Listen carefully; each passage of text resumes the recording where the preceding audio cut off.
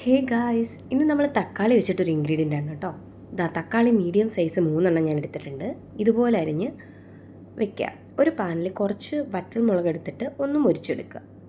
അത് മുരിഞ്ഞ് വന്നതിന് ശേഷം അതേ പാനിൽ കുറച്ച് എണ്ണ ഒഴിച്ചിട്ട് തക്കാളി ഇതുപോലെ അരിഞ്ഞത് വേണം പ്ലേസ് ചെയ്യാൻ. എല്ലാ തക്കാളിയും നമ്മൾ ഇതുപോലെ വെച്ച് കൊടുക്കുന്നുണ്ട്.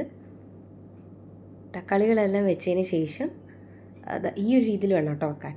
വെച്ചതിന് ശേഷം നമ്മൾ കുറച്ച് വെളുത്തുള്ളിയും കൂടി ഇതിലേക്ക് ആഡ് ചെയ്യുന്നുണ്ട്. വെളുത്തുള്ളിയും കൂടി ഇട്ട് ഇതിനെ അടച്ചു വയ്ക്കാം. ഈ ഒരു സമയം കൊണ്ട് നമുക്ക് 3 സവോളയാണ് നമ്മൾ എടുത്തേക്കുന്നത്. ആ ഒരു സവോളയും കൂടെ നമുക്ക് ഇതുപോലെ ആക്കാം. ഈ അരിഞ്ഞതിന് ശേഷം നമ്മൾ നേരത്തെ മാറ്റി വെച്ച വറ്റൽമുളകിലേക്ക് കുറച്ച് ഉപ്പും കൂടെ ഇട്ട് നല്ലപോലെ ഞെരടിയെടുക്കണം. നമ്മുടെ നാട്ടിൽ ഞെരടിയെടുക്കാമെന്നാണ് കേട്ടോ പറയുക. നിങ്ങളുടെ അവിടെ എന്താ പറയുകയെന്ന് ജസ്റ്റ് കമൻറ്റ് ചെയ്യുക. അതിന് ശേഷം അതിലേക്ക് കുറച്ച് നമ്മൾ നേരത്തെ വെച്ച സവോളയും അതിലേക്ക് കുറച്ച് മുളക് പൊടിയും കൂടെ ആഡ് ചെയ്ത് നല്ലപോലെ ഞെരടുക. ഇത് നന്നായിട്ട് മിക്സ് ആയതിനു ശേഷം ഈ ഒരു പരുവത്തിലാവും.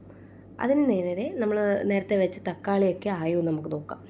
ഞെക്കി നോക്കുകയാണ്. അതിന് ശേഷം ഇതുപോലെ പൊളിഞ്ഞു വരും ഇതിൻ്റെ തൊലി. ഈ തൊലിയെല്ലാം എല്ലാത്തിൻ്റെയും പൊളിച്ചെടുക്കുക.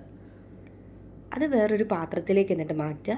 എന്നതിന് ശേഷം നല്ലപോലെ സ്ക്വീസ് ചെയ്തെടുക്കുക. ഈ ഒരു പരുവമായി കഴിയുമ്പോഴത്തേനും നമുക്ക് മറ്റേതിലോട്ട് മിക്സ് ചെയ്യാം. എന്നൊക്കെ നമുക്ക് ഈ ഒരു പരുവത്തിലേക്കും കിട്ടുന്നുണ്ടാവാം. ഉച്ചയ്ക്ക് ചോറിൻ്റെ കൂടെയൊക്കെ ഈ ഒരൊറ്റ കറി മതിയാവും കേട്ടോ. നല്ല ടേസ്റ്റ് ഉണ്ട്. എല്ലാവരും ഒന്ന് ട്രൈ ചെയ്ത് നോക്കുക. ട്രൈ ചെയ്തിട്ട് അഭിപ്രായം കമൻറ്റിലൂടെ രേഖപ്പെടുത്തുക. അപ്പോൾ ഇത്രയേ ഉള്ളൂ. Tata, bye bye.